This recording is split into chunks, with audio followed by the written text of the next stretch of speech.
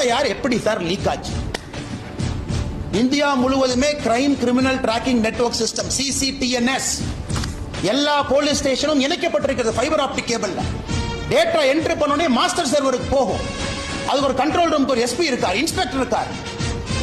எப்படி அந்த FIR வெளியே வந்துச்சு? போலீஸ் டிபார்ட்மெண்ட் தவிர அந்த FIR யாரு வெளியே விட முடியும்? எல்லாமே இன்டர்நெட் புரோட்டோகால் ப்ரொடெக்டட். அவளை ஈஸியா ஹேக் பண்ண முடியாத சிஸ்டத்தை. அது ஒரு FIR சார்?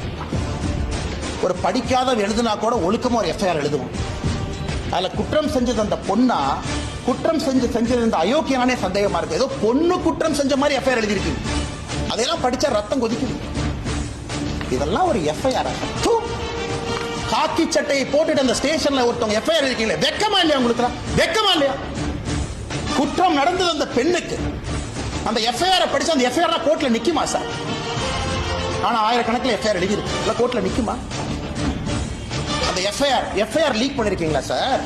பொண்ணு பேரு, மொபைல் நம்பர், அப்பா பேரு, ஊரு. வெக்க பண்ணு. திமுக எவராஜ் மரியாதை இருந்தா வெக்க பண்ணியா? நீங்களாம் வெக்கப்படும்.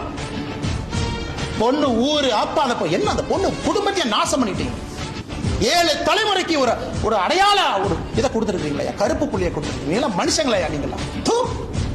அதுக்கு அமைச்சர் கேள்வி கேட்கிறா. 3 மாசம் தமிழ்நாடு அமைதி பூங்காவா இருந்துச்சாமா, இந்த அண்ணாமலை திரும்பி வந்தானாமா, மறுபடியும் கலவரம் வெடிச்சு. வெக்க பண்ணியா நீங்க மினிஸ்டரா இருக்கிறது? வெக்க பண்ண.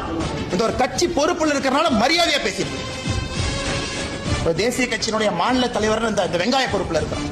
அதனால மரியாதையா பேசணும்னு சொல்லி கொடுத்தனால மரியாதை கொடுத்த கூட்டலாம் பேசிட்டு, வீதிக்கு தனி மனிதனா வந்தா வேற மாதிரி இருக்கு. நான் பேசுறது பிரதமர் மோடி அவரை ரிஃப்ளெக்ட் பண்ணுங்கறதுக்காக ரொம்ப அமைதியா நாகரிகமா பேசிட்டு. வெக்கப்படணும்.